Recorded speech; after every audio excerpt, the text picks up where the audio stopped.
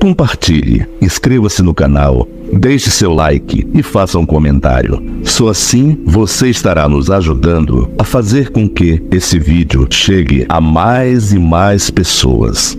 O nosso crescimento depende da sua ajuda.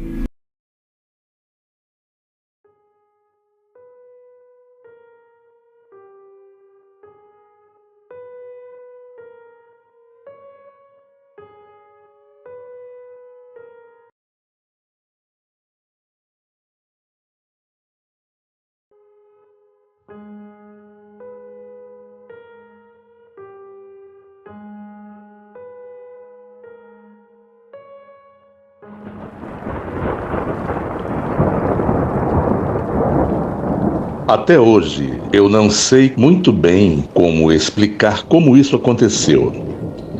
Nunca tive um lado sensitivo muito forte. Nunca senti coisas estranhas ou vi coisas que não podia explicar. Para falar a verdade, sempre fui muito racional. Sempre tinha uma explicação mais científica para coisas estranhas. Eu sempre fui a mais cética do meu grupo de amigos. Sempre que alguém tinha uma história mais fantástica, eu sempre queria analisar de um modo mais racional. O que aconteceu foi o seguinte: o irmão de uma amiga minha teve um acidente feio de moto e acabou não resistindo aos ferimentos. Ela me ligou arrasada no meio da noite para falar o que tinha acontecido e falar onde iria ser o velório. Eu me arrumei e fui ao encontro dela para tentar ajudar em qualquer coisa que eu pudesse. O velório era no hospital onde tinham levado ele logo após o acidente. Quando cheguei lá, fui onde ficava o velório. Tinham 3 salinhas para o velório. Em uma dessas salinhas estava a família da minha amiga com o corpo do irmão dela. Tinha outro velório em uma outra das salas e a terceira estava vazia. Eu fui ao encontro da minha amiga para tentar confortá-la de qualquer jeito que eu pudesse. Ela não parava de chorar. Isso era de madrugada ainda, umas 3 horas da manhã. O enterro seria às 13 horas. Eu passei o tempo todo do lado dela, conversando com ela. Quando deu umas 8 horas, alguns dos nossos amigos chegaram. E como eu estava com fome, pedi para um amigo nosso ficar com ela enquanto eu ia comprar alguma coisa para comer em uma padaria que tinha ao lado. Eu comprei 2 coxinhas e um refrigerante, mas como a padaria estava cheia e não tinha onde me sentar, eu resolvi voltar para o velório e comer lá. Mas como eu achei que seria uma falta de respeito ir comer lá dentro, onde estavam velando o corpo do irmão da minha amiga, eu fiquei em um canto isolado, perto da sala que estava vazia. Me sentei em um banco e lá comecei a comer. Depois de um tempo, eu olhei para dentro da sala vazia e vi um garotinho sentado em uma cadeira, lá no fundo, no canto. Na hora eu pensei que tipo de pessoa traz uma criança para um velório. O garoto parecia ter uns 9 ou 10 anos, estava quieto e encolhido. Eu olhei em volta e não tinha mais ninguém lá. Não era ninguém que eu conhecia. Eu não tinha ideia se era de algum conhecido da minha amiga ou se era de alguém do outro velório. Quando ele notou que eu tinha visto, ele começou a olhar para mim. Eu imaginei que ele tinha visto a coxinha na minha mão e que devia estar com fome. Então eu estendi ela na direção dele, mas ele não se mexeu. Eu levantei, fui até lá e me sentei ao lado dele. Eu perguntei se ele estava com fome, se queria uma das coxinhas. Ele só virou a cabeça e olhou para o chão. Eu perguntei se ele estava com sede e ofereci o refrigerante, mas ele não se mexeu. Eu coloquei uma das coxinhas na cadeira do lado dele junto com o refrigerante e falei que, se ele quisesse, era só pegar. Mas ele só ficava olhando para o chão. Eu perguntei o nome dele, mas ele não respondeu nada. Eu só ficava pensando que era uma coisa muito cruel levar uma criança para um velório. Depois de tentar conversar um pouco com ele, eu imaginei que ele devia estar muito triste para ficar conversando, por isso tinha ido para lá, para ficar sozinho. E que a última coisa que ele queria era ficar falando com uma estranha. Então eu levantei, mas deixei a outra coxinha e o refrigerante lá e falei que, se ele quisesse, podia comer. E voltei para perto da minha amiga.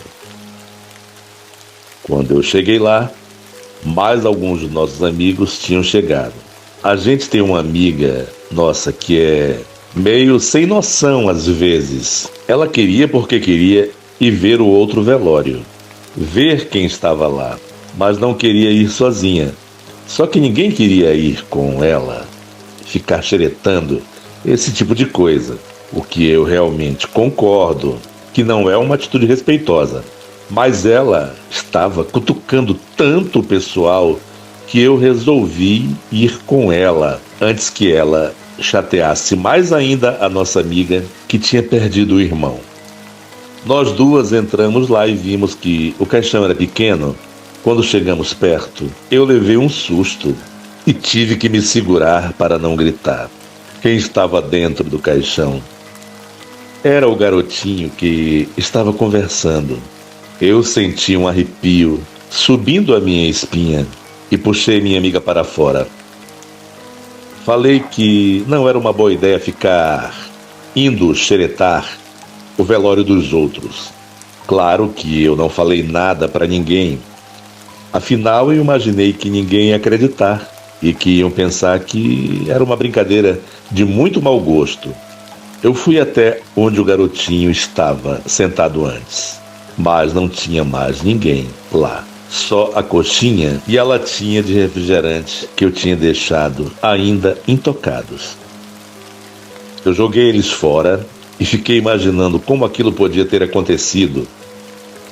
Como sempre tentei raciocinar sobre o que tinha acontecido, então imaginei que aquele devia ser o irmão gêmeo do garotinho que tinha morrido. Mas depois de um tempo, a minha amiga xereta foi ver o que tinha acontecido com o garotinho do velório. Ele tinha alguma doença no coração que acabou sendo fatal para ele. E o pior de tudo é que falaram que a família estava devastada, já que ele era filho único, não tinha nenhum irmão. Sempre eu lembro disso. Todos os pelos do meu braço se arrepiam. Será que o que eu vi era o espírito do garotinho que tinha morrido? Se sim, por que ele apareceu para mim, uma estranha? E justo eu que não acredito nesse tipo de coisa.